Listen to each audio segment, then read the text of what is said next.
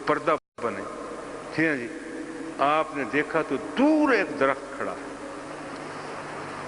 खादिम से फरमाया कि जाओ इस दरख्त को मेरा सलाम कहो और बुलाकर लाओ ताकि वो मेरे लिए पर्दा बन जाए और मैं उस पर्दे के अंदर कज़ाए हाजत से फारिग हो जाऊं।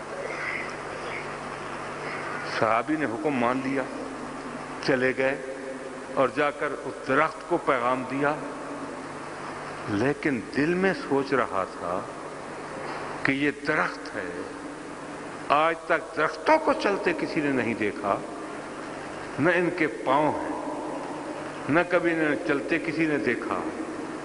अगर कोई इंसान होता तो मैं जबरदस्ती पकड़कर भी ले जाता, अगर कोई हैवान होता तो उसे भी पकड़ कर ले जाता। ये दरख्त है, न मैं इसे खींच सकता हूँ, न मैं इस पर जबरदस्ती कर सकता हूँ, मैं कैसे इसको नबी पाक की बारगाह में हाजिर करूंगा। मैं सोच रहा था और उस दरख्त ने अपने तने को हिलाया और अपनी जड़ों को जमीन से खींचा और जड़ों को खींचता हुआ, जमीन को चीरता हुआ मैं अभी वहीं था और वो नबी पाक की बारगाह में पहुंच गया।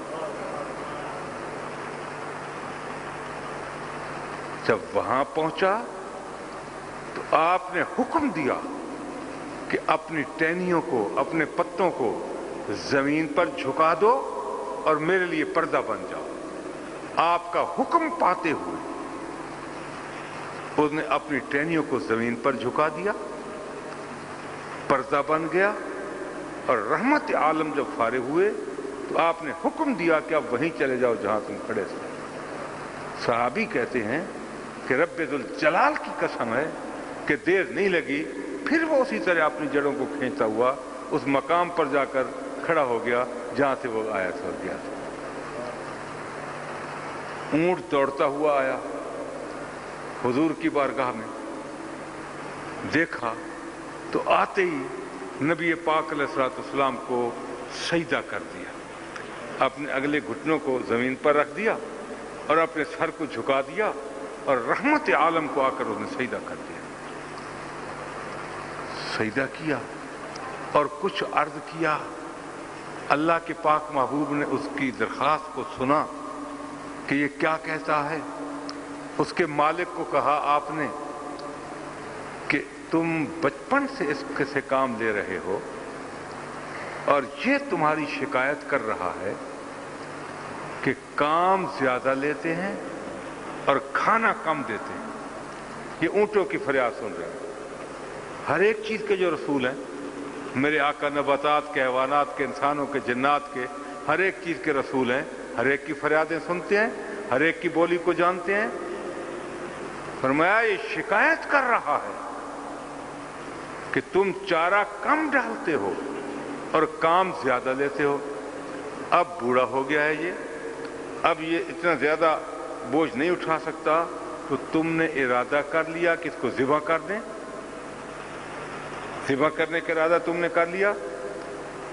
मालिक ने कहा हुजूर बात तो यही है कि हमने इसके ज़िबा करने का इरादा कर लिया था कि ज़िबा करेंगे, मगर ये दौड़कर आपके पास आ गया, आपको आकर सजदा किया। आपने फरमाया इसे चारा पूरा दिया करो, ये कभी भी तुम्हारी नाफरमानी नहीं करेगा।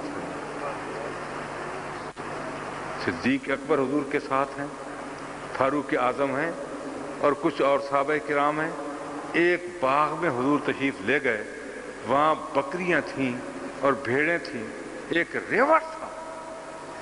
जब आपने कदम रखा अंदर तो तमाम की तमाम बकरियों ने और सारे के सारे रेवड़ ने नबी पाक को सजदा कर दिया। बकरियों ने सजदा किया, भेड़ों ने सजदा किया। सिद्दीक अकबर ने अर्ज की कि या रसूल अल्लाह, या हबीब अल्लाह, हम ज्यादा हकदार हैं कि हम आपको सजदा करें।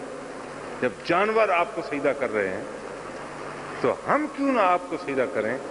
तो मेरे आका ने फरमाया नहीं, किसी इंसान को किसी इंसान के सामने सजदा करना रवा नहीं है और जायज नहीं है। अगर ये जायज होता तो मैं औरत को हुक्म देता कि वो अपने खामन को सजदा कर लिया। मालिक ने कहा हुजूर बात तो यही है कि हमने इसके ज़िबा करने का इरादा कर लिया था कि ज़िबा करेंगे, मगर ये दौड़कर आपके पास आ गया, آپ کو آ کر سجدہ کیا۔ آپ نے فرمایا اسے چارہ پورا دیا کرو، یہ کبھی بھی تمہاری نافرمانی نہیں کرے گا۔ صدیق اکبر حضور کے ساتھ ہیں، فاروق اعظم ہیں اور کچھ اور صحابہ کرام ہیں۔ ایک باغ میں حضور تشریف لے گئے، وہاں بکریاں تھیں اور بھیڑیں تھیں، ایک ریوڑ تھا۔ جب آپ نے قدم رکھا اندر تو تمام کی تمام بکریوں نے اور سارے کے سارے ریوڑ نے نبی پاک کو سجدہ کر دیا۔ بکریوں نے سجدہ کیا، بھیڑوں نے سجدہ کیا۔ صدیق اکبر نے عرض کی کہ یا رسول اللہ، یا حبیب اللہ، ہم زیادہ حقدار ہیں کہ ہم آپ کو سجدہ کریں؟ جب جانور آپ کو سجدہ کر رہے ہیں تو ہم کیوں نہ آپ کو سجدہ کریں؟ تو میرے آقا نے فرمایا نہیں، کسی انسان کو کسی انسان کے سامنے سجدہ کرنا روا نہیں ہے اور جائز نہیں ہے۔ اگر یہ جائز ہوتا تو میں عورت کو حکم دیتا کہ وہ اپنے خاوند کو سجدہ کرے۔ ٹھیک ہے جی، بکریوں نے سجدے کیے، اونٹوں نے سجدے کیے، درخت چل کر نبی پاک کی بارگاہ میں آئے اور حاضری دی اور آپ کے حکم کی تعمیل کرتے رہے۔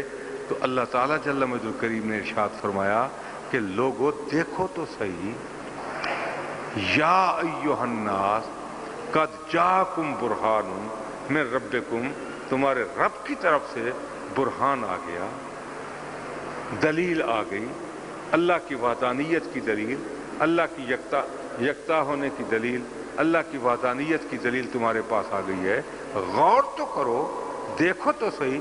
اور اتنے اس پاک نبی کو معجزات عطا کر کے میں نے بھیجا ہے کہ ان کی شان کو دیکھو، اس کے اندر غور کرو تو ان کی صداقت کا تمہیں یقین ہو جائے گا، اور جب ان کی صداقت کا تمہیں یقین ہوگا تو اللہ تعالیٰ کی وحدانیت پر تمہارا ایمان ہو جائے گا اور تمہیں یقین ہو جائے گا یہ اللہ کی پہچان ہے اور اللہ کی وحدانیت کی دلیل ہے۔